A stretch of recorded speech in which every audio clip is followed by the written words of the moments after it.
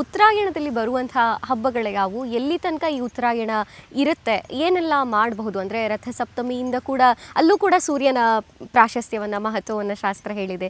ಏನು ಗುರುಗಳೇ ಇದು ಅಂತ? ಇದು ಉತ್ತರಾಯಣ ಬಂದು ಸಾಮಾನ್ಯವಾಗಿ ಡಿಸೆಂಬರ್ 22ನೇ ತಾರೀಕಿಂದ ಆರಂಭವಾಗುತ್ತೆ. ಈಗ ನಾವು ಇದನ್ನು ಹೇಳಿದ ತಕ್ಷಣ ಬಹಳ ಜನಕ್ಕೆ ಒಂಥರ ಆಕ್ರೋಶ ಬಂದ್ಬಿಡ್ತದೆ.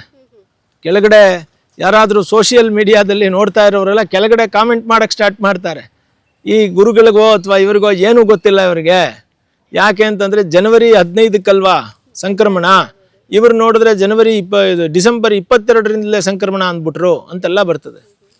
1000 ವರ್ಷದ ಹಿಂದೆ ಈ ಸಂಕ್ರಮಣ ಏನು ಹೇಳ್ತಾ ಇದ್ದೀರೋ ಮಕರ ಸಂಕ್ರಮಣ, ಸಂಕ್ರಾಂತಿ ಉತ್ಸವ, ಇದು ಬರ್ತಾ ಇದ್ದಿದ್ದು ಡಿಸೆಂಬರ್ 22-25 ಮಧ್ಯೆ ಬಂದ್ಬಿಡ್ತಾ ಇತ್ತು. ಈಗಲೂ ಕೂಡ ನೀವು ನಾಸಾದ ಫೋಟೋಗಳನ್ನು ತೆಗೆದು ನೋಡಿ, ಮೇಲಿಂದ ಇಂಟರ್ನ್ಯಾಷನಲ್ ಸ್ಯಾಟಲೈಟ್ ಸ್ಪೇಸ್ ಸ್ಟೇಷನ್ ಇದೆಯಲ್ಲ, ಇಂಟರ್ನ್ಯಾಷನಲ್ ಸ್ಪೇಸ್ ಸ್ಟೇಷನಿಂದ ಫೋಟೋಗಳು ತೆಗಿತಾರೆ. ಕರೆಕ್ಟಾಗಿ ಭೂಮಿ ಉತ್ತರಕ್ಕೆ ಹೊರಳ್ಕೊಂಡಿರುತ್ತೆ ಈಗಾಗಲೇ.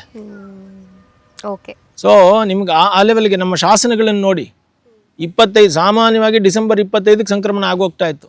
ಅದಕ್ಕೆ ಈ ಸಲ ವೈಕುಂಠ ಏಕಾದಶಿ ನೋಡಿ ಯಾವಾಗ ಬಂದಿದೆ, ಮುಗಿದೋಯ್ತು ಆಗಲೇ. ವೈಕುಂಠ ಏಕಾದಶಿ ಡಿಸೆಂಬರ್ 30ನೇ ತಾರೀಕು ಮುಗಿದೋಯ್ತು.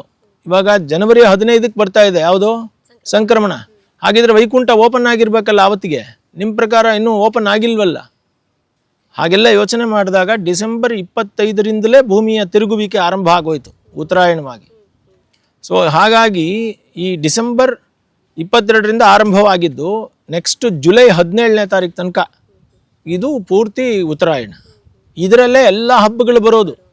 ಈ ಹಬ್ಬಗಳಲ್ಲಿ ನೀವು ನೋಡೋದಾದರೆ ಈಗ ಮುಖ್ಯವಾಗಿ ಸಂಕ್ರಾಂತಿ, ಇದು ಪೂರ್ಣವಾಗಿ ಉತ್ತರ ದಿಕ್ಕಿಗೆ ಬಂದಿಲ್ಲ ಇನ್ನೂ ಸೂರ್ಯ. ರಥಸಪ್ತಮಿಯ ದಿನ ಪೂರ್ಣವಾಗಿ ಉತ್ತರ ದಿಕ್ಕಿಗೆ ಬರ್ತಾನೆ, ಅದಕ್ಕೆ ಅದು ರಥಸಪ್ತಮಿ ಅಂತ ಹೆಸರು. ಆ ರಥ ಇದೆಯಲ್ಲ ಸೂರ್ಯನ ರಥ, ಏಕಚಕ್ರಂ ಏಕಧುರಂ ಅಂತ ಬರ್ತದೆ. ಏಕೋ ಅಶ್ವೋ ವಹತಿ ಸಪ್ತನಾಮ, ಒಂದೇ ಅಶ್ವ ಇರೋದು ಕುದುರೆ, ಅದು 7 ಹೆಸರುಗಳಿಂದ ಬರ್ತದೆ ಅಂತ. ಒಂದೇ ಕಲರು 7 ಬಣ್ಣಗಳಾಗ್ತವೆ. ಅದನ್ನೇ ನಮ್ಮ ವೇದಗಳಲ್ಲಿ ಎಷ್ಟು ಚೆನ್ನಾಗಿ ಹೇಳಿದ್ದಾರೆ.